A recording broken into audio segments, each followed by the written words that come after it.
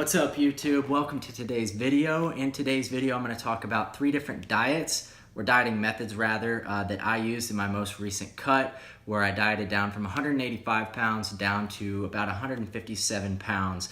Those 3 methods were the ketogenic diet, intermittent fasting, and if it fits your macros, or also known as flexible dieting. So I'm going to talk about which ones I had success with, which ones I didn't have success with, and ultimately which one I chose to stick with in the long term. So with that said, let's jump into the video.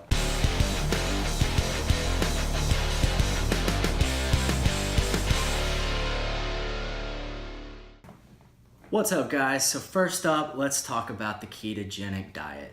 So what is the ketogenic diet? Basically, it's super high fat, moderate protein, and very, very low carb. Now by super high fat, I mean you're gonna get 75% of your daily calories from fats. 20% of your daily calories are gonna come from proteins, and 5% or less is gonna come from carbs. Now, the whole premise behind this is to switch your body's metabolism from burning glucose, which comes from carbs when they're broken down by your body, to burning ketones, hence the name the ketogenic diet, which are a byproduct of the fats that you're eating in your diet. So when you eat fats, your liver breaks it down into what's called a ketone body, and your body can use that actually in place of glucose for energy. Now, one of the downsides right away when switching to a ketogenic diet from a normal diet or a carb-heavy diet is that most people will experience what's called the keto flu. Now, what that is exactly what it sounds like. A lot of people will experience flu-like symptoms, fevers, sweaty, achy, shaky feeling, the feeling of having low blood sugar. Some people may even throw up or have diarrhea. And the reason behind this is because you've been feeding your body carbohydrates for its whole life.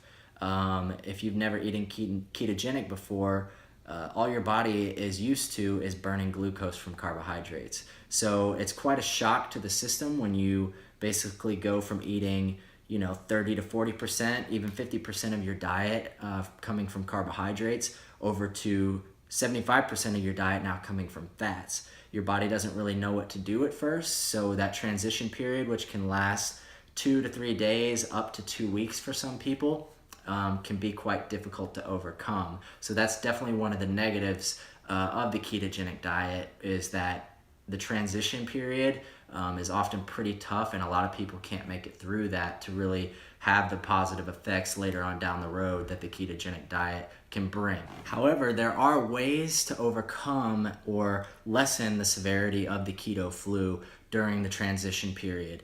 To do this, you'll need to definitely stay hydrated, drink tons of water, and then also supplement with electrolytes, so potassium, magnesium, and sodium. The reason behind this, staying hydrated and supplementing with electrolytes, is that glycogen is another byproduct of carbohydrates. So when you're not eating carbohydrates, your liver and some of the glycogen that's built up in your muscles will get flushed out of your system.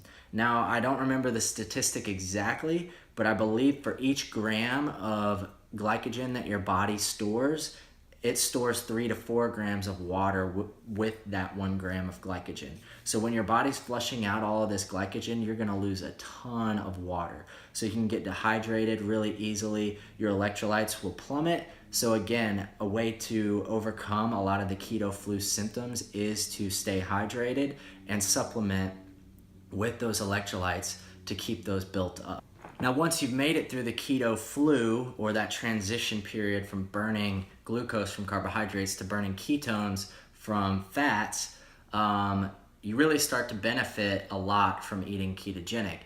Some of the things I noticed were increased energy throughout the day. I didn't have any blood sugar spikes or falls, no crashes in the mid-afternoon after lunch, tons of sustained energy throughout the day. Also this sense of mental clarity. I don't really know how to explain it, but there just wasn't any fog that I used to have, when I'm sitting at the computer doing work or whatever it may be. I just felt really sharp all the time. And I think that came from the ketone bodies rather than eating carbs and burning glucose. Another benefit is that the weight started to fall off like crazy for me. Now, like I said in the beginning, you're gonna lose a ton of water, so that's obviously not fat. But in the first week or so, I would say I lost maybe 5 to 7 pounds immediately because the water was just falling off. But it didn't stop there. The weight kept falling off, and it was body fat at that point. I think for the first 3 months of my cut, I did the ketogenic diet and lost probably 18 to 20 pounds of the total 28 pounds that I lost over the 5 months that I was cutting from using the ketogenic diet. So I had a ton of success with it and highly recommend it. It is a bit difficult to try and can be a bit scary to try because it's something that most people have never done before, and there's carbohydrates everywhere. And even though it was kind of intimidating at first to try, once you get into it and realize how many foods you can still eat, it really doesn't seem like you're on a diet when you're doing the ketogenic diet. Some of the things that I would eat typical day would be eggs cooked in butter with melted cheese on top and some bacon on the side for breakfast. For lunch, it would be some sort of fatty ground beef. So I typically would buy 80-20 ground beef and either make burger patties out of that with cheese and mayo and bacon on it. And I would have an avocado with some sea salt and garlic powder. For dinner, again, it would be some sort of fatty meat, either pork or beef. Sometimes I would have chicken and just make sure that I would get additional fats from other sources at dinner. Now, as I mentioned towards the beginning of the video, you're only eating about 20% of your calories from protein sources. And the reason for that is because your body can break down additional protein beyond its needs into glucose through a process called gluconeogenesis. So even though you're not eating carbs and not getting glucose from carbohydrates, if you eat too much protein on the ketogenic diet, your body will break down that excess protein and turn it into glucose via gluconeogenesis, and it can kick you out of ketosis. So you definitely want to track your macros when doing the ketogenic diet and make sure you're staying under that 20% threshold for the protein. I was eating anywhere from 90 to 110 grams of protein a day. And that's pretty low for me coming from a typical bodybuilding type diet. And I was honestly kind of scared I was going to lose a lot of muscle and a lot of strength eating that low of protein. However, I was able to maintain pretty much all of my muscle mass and probably 95% of my strength throughout my cut when I was doing the ketogenic diet. So that was a nice benefit. And one thing that really surprised me, because in other cuts where I was still eating carbohydrates, I had to make sure I kept my protein super high. That way I wouldn't lose muscle mass as I was losing fat. So overall, guys, if you're looking for something to try and you're not scared of trying something new and a new type of diet, then I highly recommend the ketogenic diet if you're looking to lose body fat.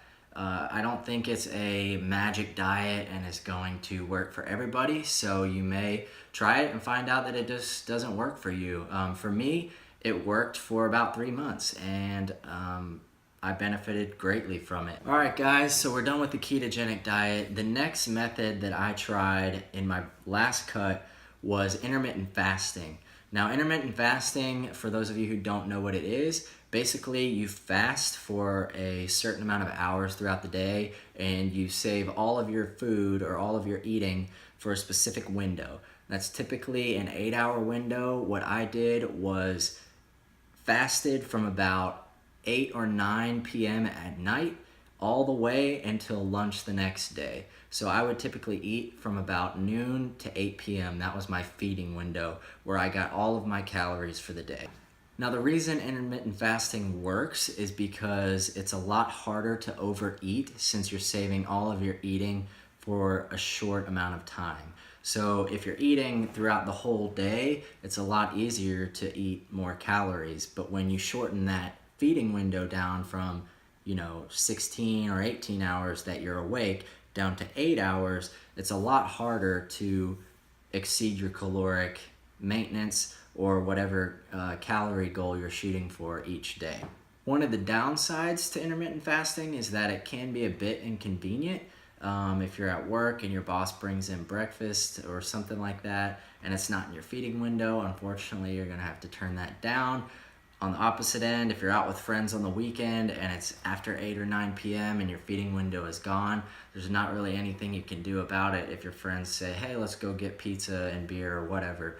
So you'll have to pass on that. Another thing I noticed is that caffeine really hit me a lot harder when I didn't have food in my system. So if you're someone who drinks coffee in the morning or takes pre-workout before you work out and you're gonna work out on a fasted in a fasted state without any food in your stomach, be careful because your caffeine tolerance might be a little bit lower than you're used to. For me, it really hit me a lot harder. So that's just something to take into consideration if you're gonna try intermittent fasting. So overall, I think intermittent fasting is another great tool to use if you're looking to lose body fat. Do I think it's a magic way to lose body fat? No. I think that it helps to limit the amount of calories you can eat because you're limiting the amount of time you have to eat those calories.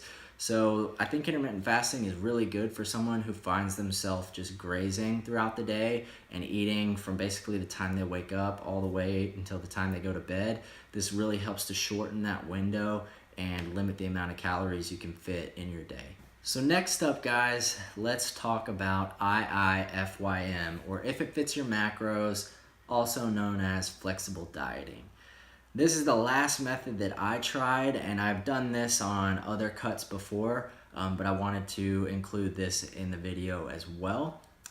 Flexible dieting is basically super flexible, so it allows you to know your macros for the day, so the amount of carbs, protein, and fats that you need each day, and basically eat whatever you want as long as it fits under your caloric needs and within your macros each day. Flexible dieting, or if it fits your macros, is honestly the most realistic and the most really flexible way to lose weight, in my opinion, and it's the most reasonable way to lose weight, in my opinion, because you're not depriving yourself of your favorite foods. You can still eat pizza, you can still have beer, you can still eat cookies or things with sugar in it, whatever you may like. You just have to do those things in moderation and keep in mind your macro levels for each day.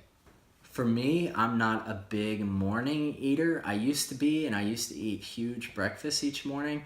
But as I've gotten a little bit older, I don't like to eat big breakfasts in the morning. I also don't eat a very big lunch. So I like to save 1,200 to 1,500 of my daily calories for the evening when I get home for a huge dinner, and so that I can munch throughout the evening. Flexible dieting also allows you to plan ahead and kind of tweak your macros for the day. So if I know I'm gonna go out later with friends for pizza, I'm gonna save a lot of my carbs and a lot of my fats for later in the day. There's a ton of good flexible dieting calculators online that will basically take all your information, your height, your age, your weight, your activity level, and things of that nature, and then based on your goals, so if it's fat loss or muscle building or whatever it may be, if it's just maintaining your weight, it will give you a good macro nutrient level to start with. So if you're looking to put on muscle, it may give you 35 to 40% carbohydrates, 30 to 35% protein, and the rest fat. If you're looking to lose weight, it may give you less carbohydrates, a higher protein, and a little bit higher fat. So it kind of tweaks it based on your goals. So I highly recommend going to find one of those calculators, putting in all your info and your goals, and then figuring out where your macros are and how many calories you need to eat for each day. And then going from there, you can kind of build out a meal plan. And like I said, you don't have to deprive yourself of your favorite foods. That's the beauty of flexible dieting. It's all about being flexible and eating those things that you love in moderation. So in conclusion, guys, I just want to reiterate that I believe there is no diet that is one size fits all. I don't think there's any magic diet. In the end, I think it's all about finding something that works for you, figuring out something that you can apply to your life and making it work. I recommend doing exactly what I did. Use your weight loss as a journey, as an experiment. Figure out what works for you. I was super interested because all I'd ever tried was flexible dieting. I didn't know going into it if ketogenic diet was going to be the next awesome thing for me, or if intermittent fasting was something I was going to do for the rest of my life. Turns out the ketogenic diet is awesome, but in my opinion, it's not practical long term. It helped me lose weight quickly, and I lost a ton of body fat, and I was able to maintain a lot of muscle and strength in that process. But for me, it's not practical long term. If I ever need to lose a lot of body fat again, I'll probably utilize the ketogenic diet. Likewise with intermittent fasting, I think it works really well, but I don't really struggle with limiting myself throughout the day. I don't have to go munch and graze throughout the day, but if you're someone who does struggle with that, then you might want to utilize intermittent fasting. And in the end, flexible dieting is just the most practical for me. I don't have to deprive myself of my favorite foods. I can be super flexible, so if I know that I'm gonna have a ton of carbs tonight, I'm gonna not eat a ton of carbs for breakfast that morning, or whatever it may be. And I can really just mold it to fit my lifestyle. So with that, thanks so much for watching, guys. If you enjoyed the video, be sure to hit that like button, hit that subscribe button, and please leave a comment below if there's a topic you'd like me to cover in a future video. I plan on doing a lot of these videos and just sharing the knowledge that I have, that I've gained from being a personal trainer and from my personal experience. And check out my website, joshsundholmfitness.com, if you're interested in any workout plans. I've got a ton of workout plans on there available for you guys, so please go check that out. I also offer online coaching, which is also available through my website, so if that's something you're interested in, please go check that out. Again, thanks guys, and until next time, I'll see you at the next video.